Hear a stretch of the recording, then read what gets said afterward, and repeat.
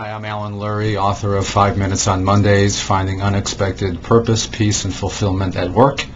And as you can see looking out my window in my Manhattan office, it's dark outside and I've had a long day at the office, but it's been fun.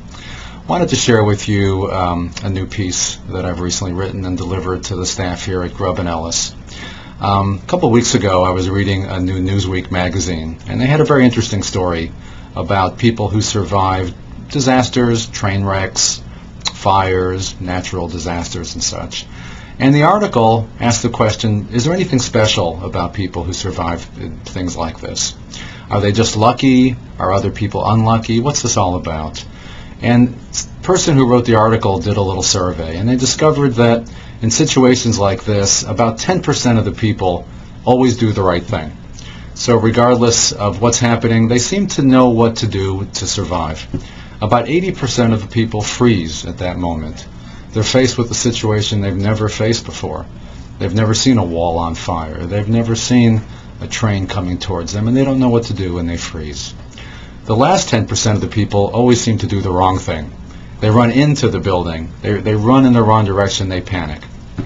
And so the article started saying, well, what is it about these 10% of the people that makes them special?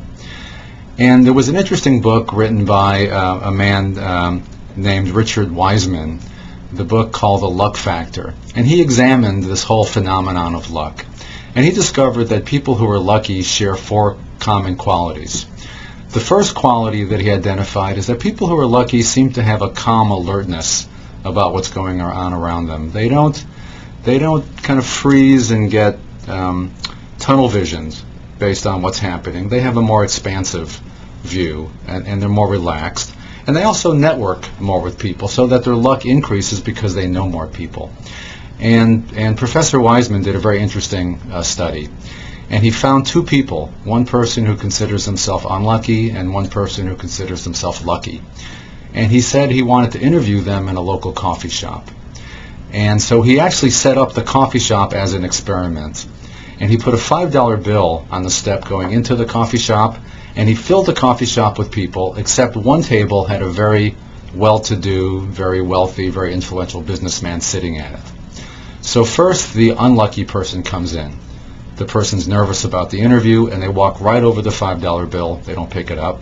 They sit at the table with the very successful, wealthy businessman and don't talk to him and just wait. Finally, the interviewer comes in and says, "How was your morning?"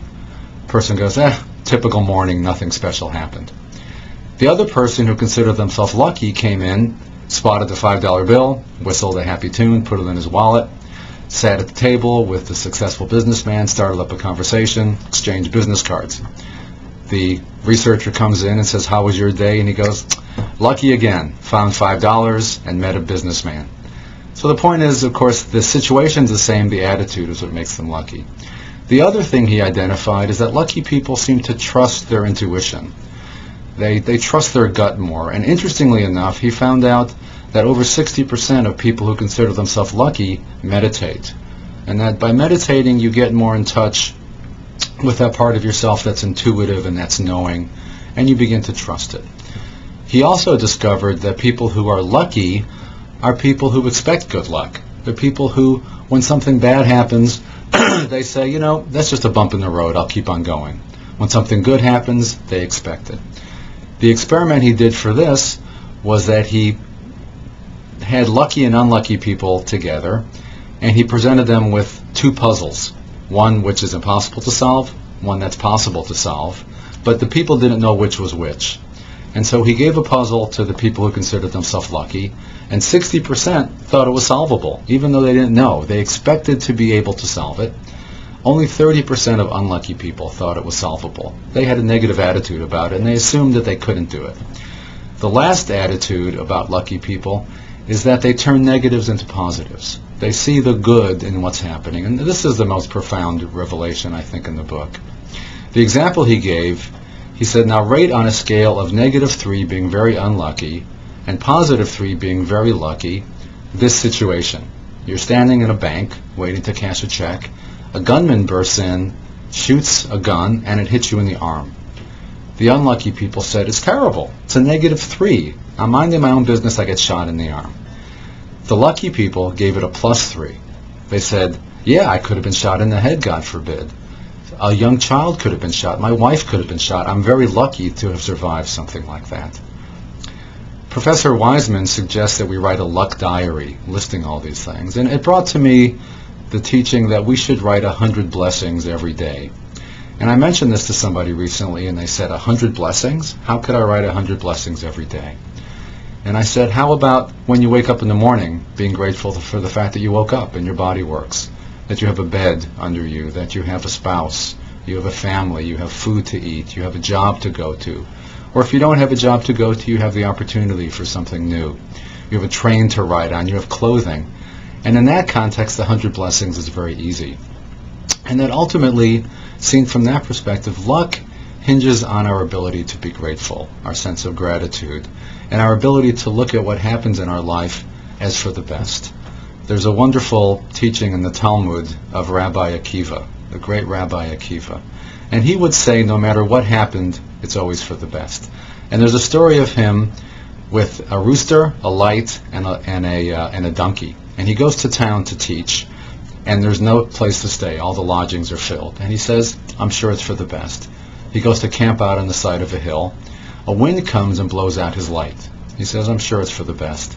A weasel comes and eats his rooster. And he says, I'm sure it's for the best. A lion comes and kills his donkey. He says, I'm sure it's for the best, and he falls asleep on the side of the hill. He wakes up the next morning and discovers that Roman soldiers had been looking for him to capture him. If he had stayed at the lodge, they would have found him. If they'd seen his light, they would have seen him. If they'd heard his donkey bray at night, they would have seen him also. If they heard his rooster crow in the morning, they would have found him. Ultimately, this is all for the best. Now, this is somewhat of a pat story, but it demonstrates a principle that we could all take into our lives. And as Richard Wiseman said, it's not so much what happens to us as how we react to it that determines our fate, that these are self-fulfilling prophecies in a large way. The most powerful story that I've ever heard about this, I was homesick one day and I was watching Oprah with my wife. And there was a woman on the show who went into the hospital, and she was pregnant, ready to give birth. And as she was at the hospital, they discovered that she had a terrible flesh-eating bacteria that affected her limbs. So as she was giving birth, they had to cut off her arms and her legs. Most horrible thing you can imagine. When she came to, she discovered she had no arms and legs, but she had a baby. Her first reaction was, thank God I'm alive. Her next reaction was, I need to move on with my life because my child is depending on me, and this child needs to see the quality of perseverance in their mother. If I fall apart, I'm not doing any service to my child. Compared to this, what happens to us in our lives are small bumps in the road. And I like to think that the bumps that happen to us actually maybe wake us up. They keep us from falling asleep at the wheel, and they make our lives more interesting. In that way, I wish you all a very lucky week and look forward to speaking with you soon. May God bless you.